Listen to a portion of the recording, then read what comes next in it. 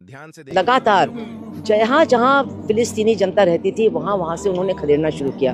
ये प्रक्रिया 7 अक्टूबर को नहीं शुरू हुई थी, ये तो शुरू हुई थी 1948 में ही, कि अब लोगों को घरों से बेघर किया गया, उनके खेत उनसे छीने गए। और आज तो वो खुल्लम खुल्ला कह रहे हैं, और ट्रम्प भी कह रहा है कि हम यहाँ एक भी फिलिस्तीनी को रहने ही नहीं देंगे, चाहे वेस्ट बैंक हो चाहे गाजा हो।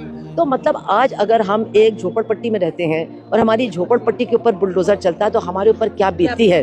हमें सोचना चाहिए कि जिनका एक घर नहीं, जिनसे पूरा रहने का अधिकार ही छीना जा रहा है, जिनसे उनका मुल्क, उनका देश, उनका सब कुछ छीना जा रहा है, उनके साथ हम क्यों नहीं खड़े हो रहे हैं, हमारी सरकार क्यों नहीं खड़ी हो रही है। और दूसरी बात, अगर हम मानवता की बात करते हैं तो जो करीब हम तो समझते हैं 1 लाख से ऊपर लोग मरे हैं अब गाजा पट्टी में, उनमें से आधे से ज़्यादा आप सोचिए महिलाएं और बच्चे हैं। बच्चों का दूध उनसे छीना जा रहा है, उनसे दवा छीनी जा रही है।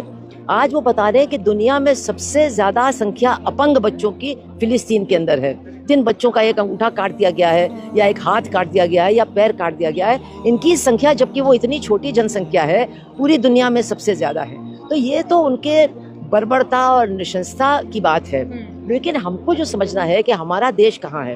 तो देखिए, मैं एक बात कहना चाहती हूँ कि जो साम्राज्यवाद का विरोध नहीं करता वो अपने देश के लिए भी नहीं लड़ सकता है, अपने देश की आज़ादी के लिए भी नहीं लड़ सकता। ये दुनिया का इतिहास हमें बताता है। अगर आप साम्राज्यवाद के पक्ष में हैं तो आप सच्चे देशभक्त भी नहीं बन सकते हो।